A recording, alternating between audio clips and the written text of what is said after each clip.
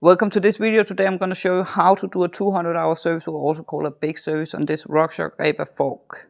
The first thing we are going to do before we are doing the service is checking our air pressure, so we make sure we get the right air pressure back in the fork after the service. When we have checking our air pressure, we can pull all the air out of the fork. So I use the valve screwdriver because I'm taking the valve out to be sure there's nothing air inside the fork when I'm taking the fork from each other. So I have the valve here. So now we have taken all our pressure off the fork. So now we have to check the rebound, so we can be sure that we put the rebound back to where it was before we pull it off. I check the rebound by taking the rebound adjuster and turn it to slow and count all the click. So we know that it's only 2 click from the slowest. So we go to the fastest now and we count everything.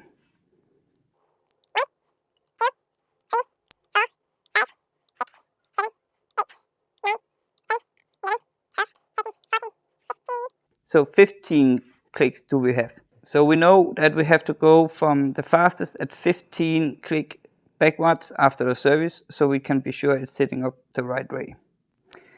The reason why I let it be in the fastest is when we have to measure the oil in the damper, so we get the right. And it's easier to move the damper shaft to get that right. So now we are ready to take the forks from each other, but before we have to do one more thing. We have the oil in the fork, so we have to have an oil tray so we not get the oil on the ground. So put this down, and then we need to wear safety gloves. Before we can take our fork from each other, we have to take our rebound adjuster out. This is the rebound adjuster. So before we can take the lower legs off, we have to remove our 2 bottom bolts we have sitting down here. I do that with my 5mm hex wrench. So now we are going to lose the bottom bolts, but I don't lose them so I can take them all out.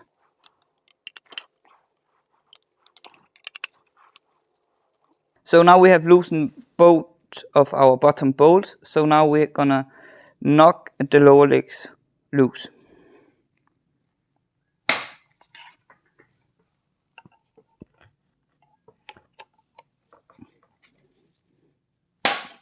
Now we have knocked the both bolts. You can hear a little hollow sounding when you hit the hex wrench with your hammer.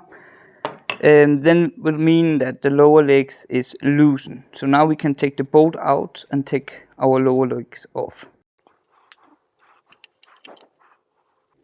Here we have the bottom bolt for the damper sides. And here we have the bolt for our air spring side. So now we have loosened both bolts and removed them, so now we can take the fork straight down so we can get the lower legs off and we can get the oil in the oil tray.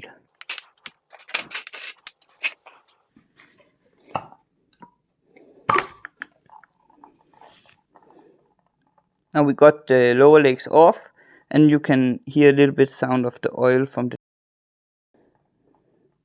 I'm putting the lower legs in the oil tray because there's still oil inside the lower legs, so not to get on the ground, so I put it in the oil tray. The first thing I'm gonna pull off from our air side is the Jounce bottom out bumper, is this one. The next thing I'm gonna pull off is our top cap. Then I use my ratchet wrench and my 24mm top. I put the tool on and I use my left hand to hold against the fork to loosen it.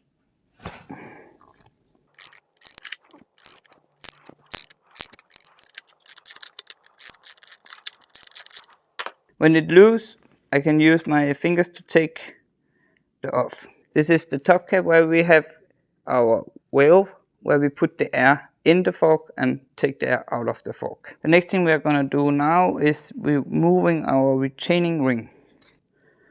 So when you take the retaining ring off, make sure you don't scratch the air shaft. So move it slowly and carefully. This is our retaining ring.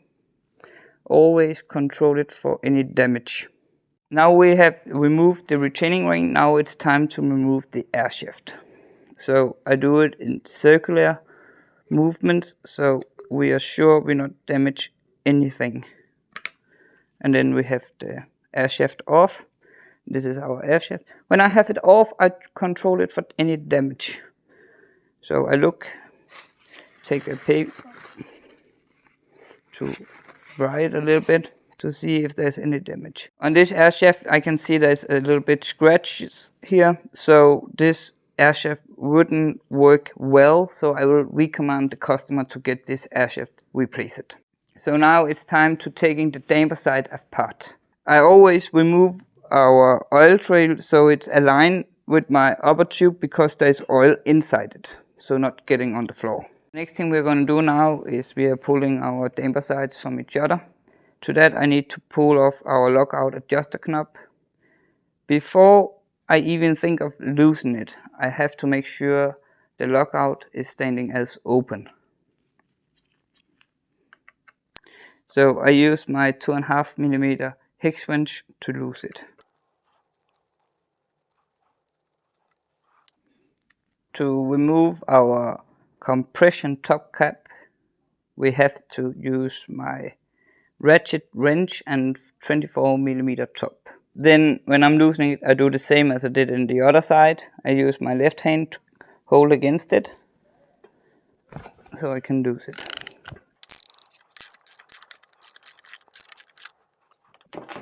I loosen it so it's a finger loose, so I can take the rest with my fingers.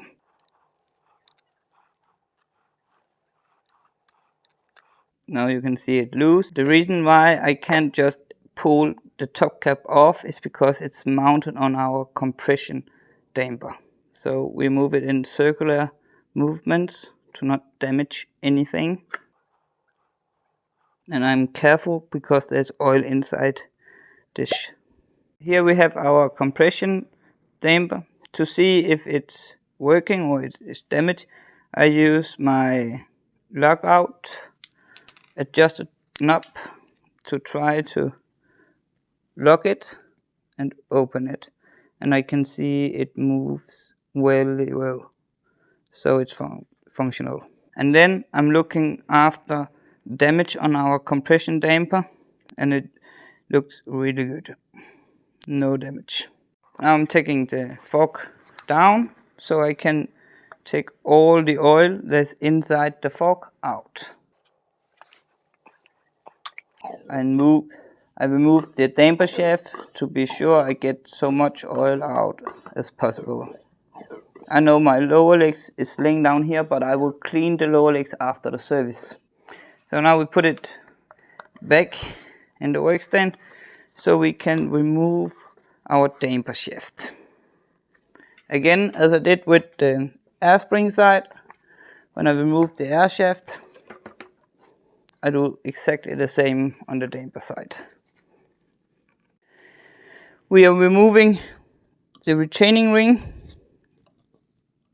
still carefully, so we not damage our damper shaft. If we hit the damper shaft with the retaining ring while we're removing it and make any scratches, then we have to replace it. So now it's time to remove our damper shaft, and we do it again the same way we did with our air shaft in circular movements, so we don't damage anything. Here we have our damper shaft, and again I look for any damage on the damper shaft, and it's looked really well.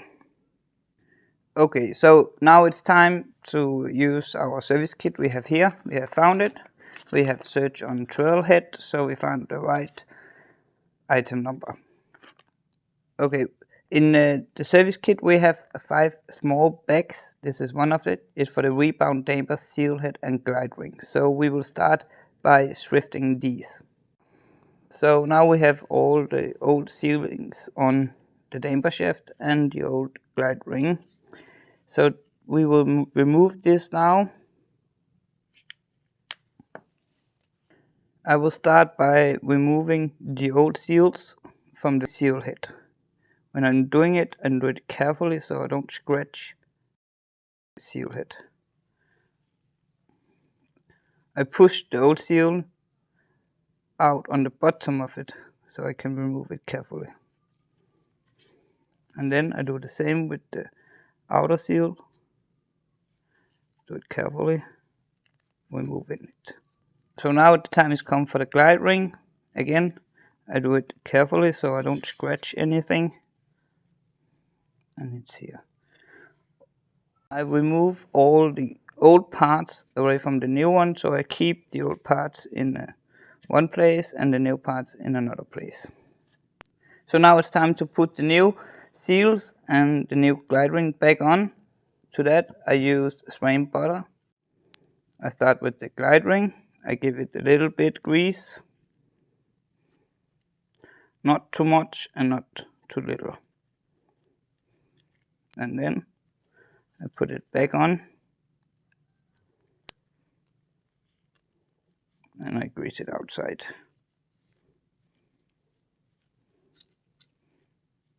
Just a little bit. So now it's time for the seals. I start with the inner seal. So I grease it a little bit. So it's time to put it in, and that can be really rough. So I use my finger on the other side to guide the seal in so it won't just pop out on the bottom side. Then I can see the seal is inside but not sitting perfect, so I just help it a little bit without scratch it. And now it's in place. So now it's time for the outer ring. I give it some grease before I mount it.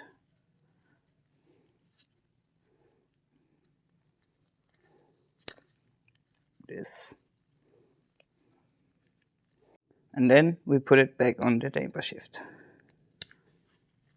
Now we have done the damper shaft, so we put this away. So here we have the bag with the compression damper seals, so we still continue with doing the damper side. And here we have two seals, one small, one big. So we take our compression damper, as we have here, and remove the first seal. Again, do it really carefully so you don't scratch anything. This is the old big one, and in the other end we have the old small seal, and now we have both seals off. So we take the new one, and it's the small one, it's the bottom seal. So we give it a grease, not too much and not too little. And then we put it back on the compression damper like this. Give it a little grease.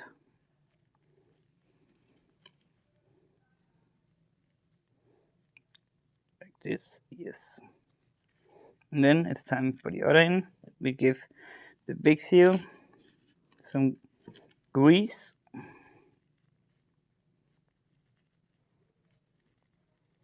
And then we put it right back.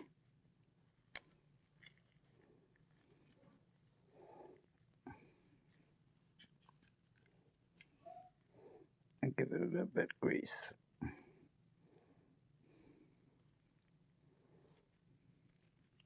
Then we have done our compression damper. So now it's time to do the service on our air shaft, our air piston. We have it here. And it's the next bag where there's standing solo air piston and top cap O-ring.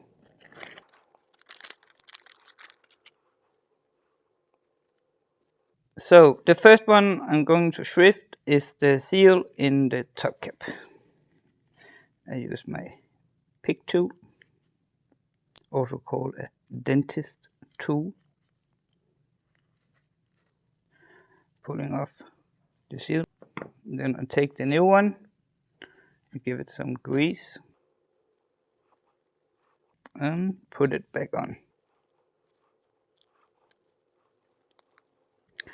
Be sure that it's mounted correctly, and then I give it a little bit grease like this. So now it's come to do the service on the air shaft. I have told the customer that this air shaft should be replaced because there is scratches on it.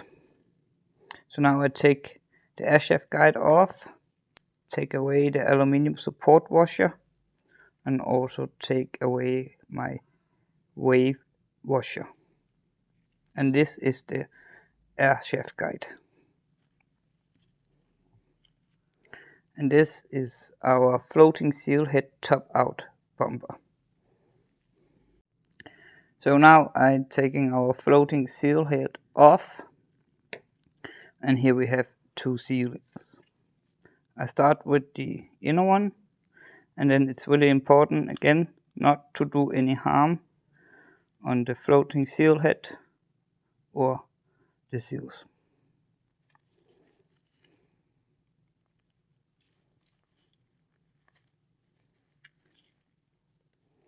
Now we have removed both seals. Now it's time to replace them with the new one. Then I give it some grease.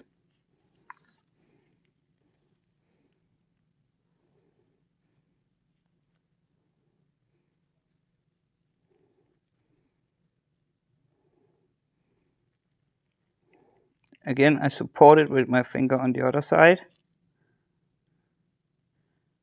Just pop it in.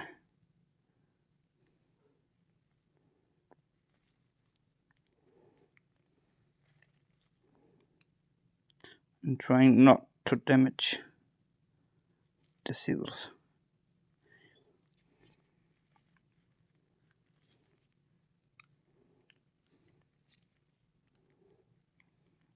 Then I spread the grease so it's had enough. Then it's time for the next one. It's the big one. Again, give it some grease. Put it back on.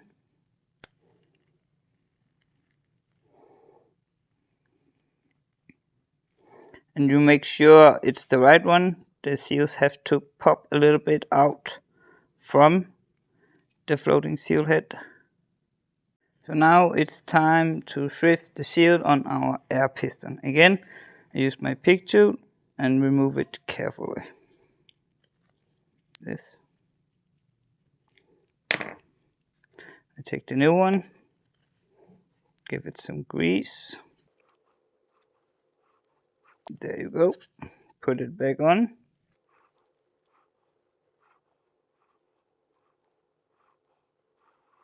There you go. And then again, I look that the seals pop a little bit out from the air piston, and it does it here. Now it's time to put it together again.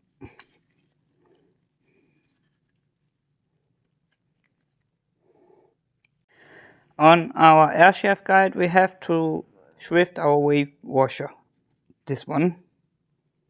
So I take the next bag where we have it in.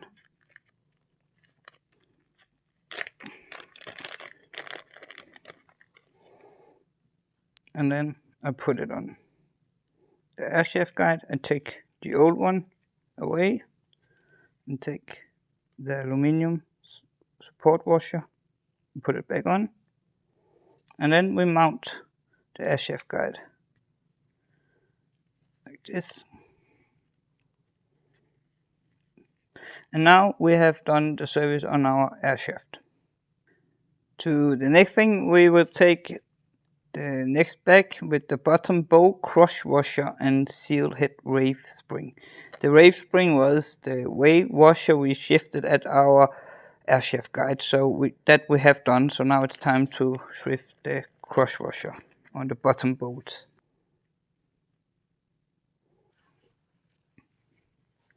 This is the old one, and put it away. So now we have take off both cross washers. Now we put the new one on.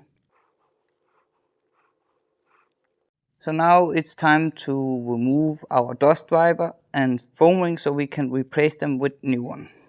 I use my 90mm spanner and I does it carefully so I don't break anything and I don't make any scratches.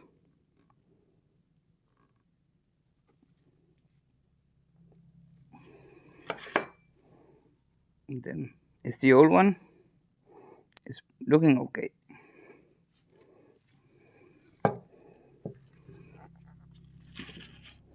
And then I take the other side.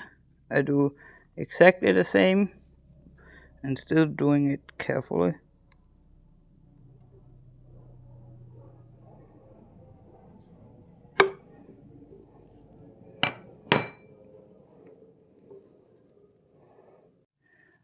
Before we can put the new dust wipers and foam rings inside our lower leg, we have to clean it all up and it has to be total dry. No oil, no anything on the place where we put the dust wipers. I recommend that by using isopropyl alcohol to clean it. Here we have the last bag from our service kit with the lower leg, dust wipers and foam rings and a new little red seg ring. Rockshox is the only brand that uses a red seg ring. So here we have the new dust wipers, we have the new foam rings, and we have the new red seg ring. Now we have cleaned the lower leg inside here, so we know that it's dry, all dry, where we have to mount on our dust wipers and foam rings. I put the foam rings in oil so we can be sure they are wet of oil. So now we are ready to mount the dust wipers and foam rings again. I use my seal installation tool that has the number of 32. Ready to mount it, we just pump it down and then be sure that it's straight and then I just push it down. I don't use a hammer for this because this was easy. If you use a hammer you can hit too hard and then it will go too long down in the lower legs. So take it off and now we can see it's mounted correctly. Now it's time to mount the other side.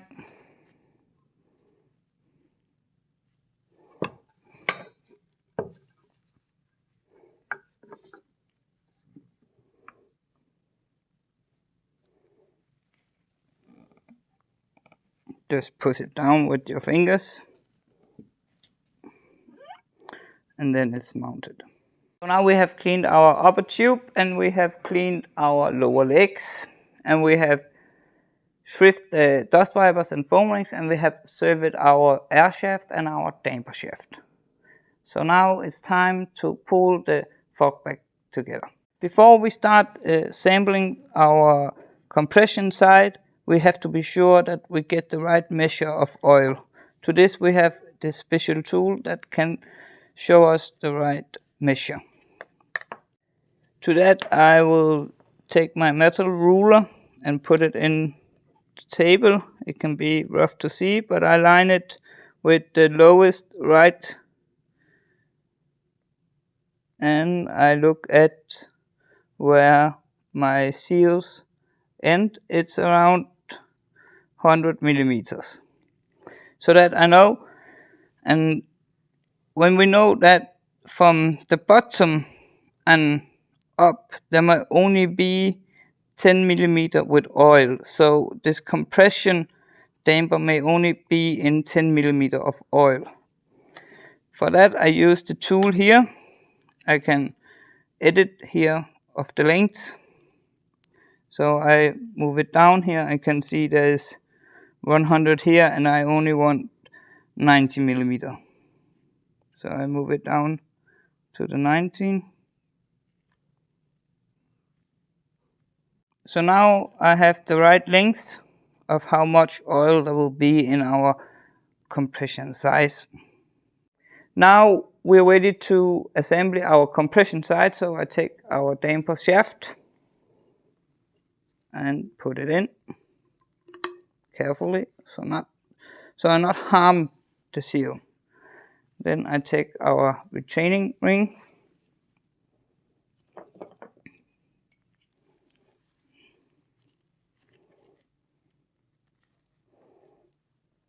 and our lock ring tool, and be carefully not scratch the damper shaft. I take the back side of the retaining ring in first, or put it in with my finger. So now we have assembled the damper side with the damper shaft and the retaining ring. So now I check that the retaining ring is sitting right in place, and it does. So now we are ready to put oil in our compression chamber. So I use Rockshox 5WT oil. So I put it inside the damper side. So now we have got oil in the compression chamber. So now I put my hands up and I move it slowly up and down 5 to 8 times.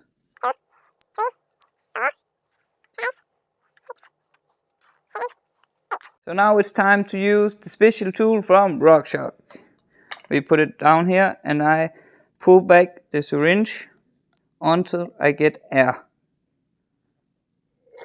I did it there, then I stop, because then I know I have the right measuring of oil in our compression chamber. Now it's time to put the compression damper and our top cap back on. So when I put it down, I move it in circular movements, so I don't damage anything.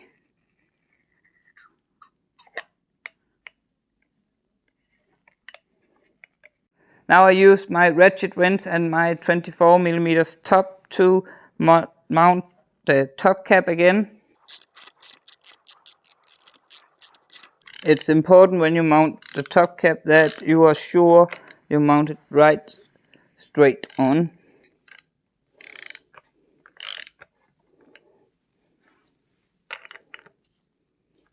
Now we have mounted our compression side. Now we will mount our air spring side. So I take our air shaft and put it in.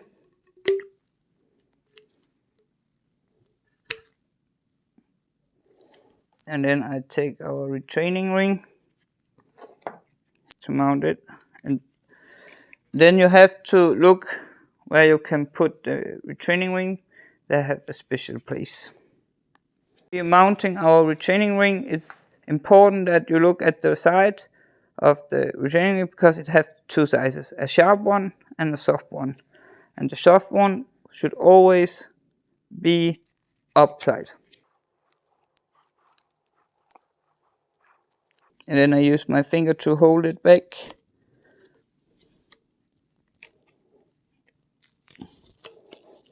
And then I use the tool to check it's mounted correctly. And it is here, and it is also down here. And then we can move the air shaft up and down. And we can check if it's stuck and it don't fall off. So it's right. Now we're taking the old sag ring off. Mount the new sag ring before we put the lower legs on, else you have to take the lower legs off again. Done. So now we are ready to mount our Jounce bottom out bumper. You can see it has two different sides of ends, so the small one should be up. We mount it like this. So now we take the top cap to our air spring side and mount it. And then again, be sure it's straight down in the upper tube, else you will break it.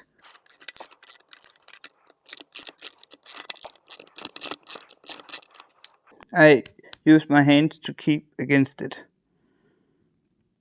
And then it's tight.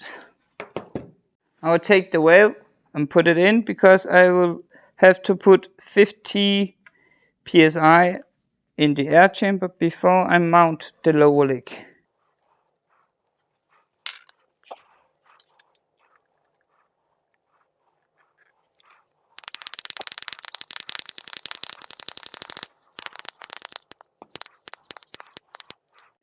Now we have put 50 psi inside the upper tube, so we are ready to mount our lower legs.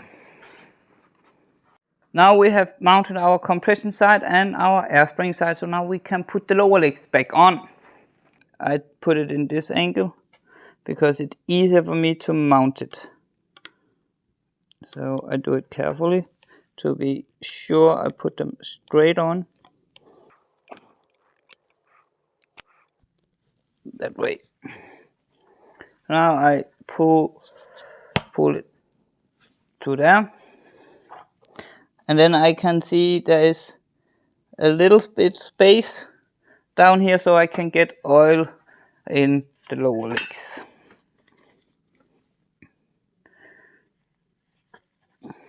I will recommend that when we are putting the oil in the lower legs that we use Rockshox suspension oil 15 WT oil. Then and I will also recommend that putting 10 milliliters in each lower leg.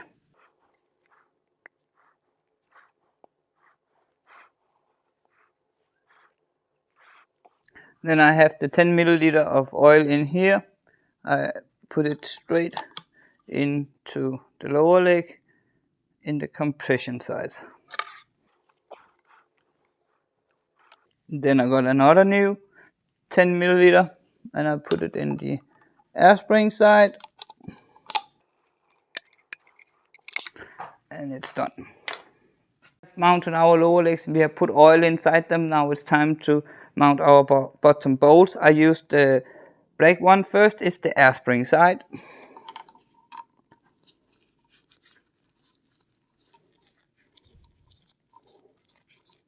Here it's very important that you don't over tighten it. So when it's tight, give it a little squeeze. Now it's time to mount our red bottom bolt. It's the compression side, so we mount that one.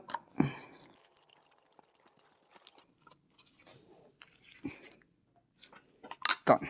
I have mounted our shock pump, so now I will put air in it for 80 kilograms, so that will be around the 100 psi.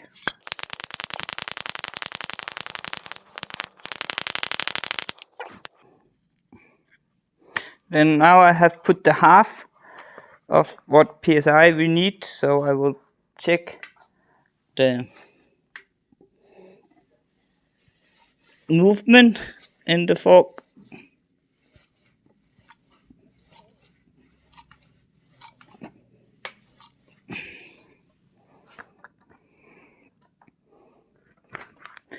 Before putting back in the work stand and pump the last 50 psi.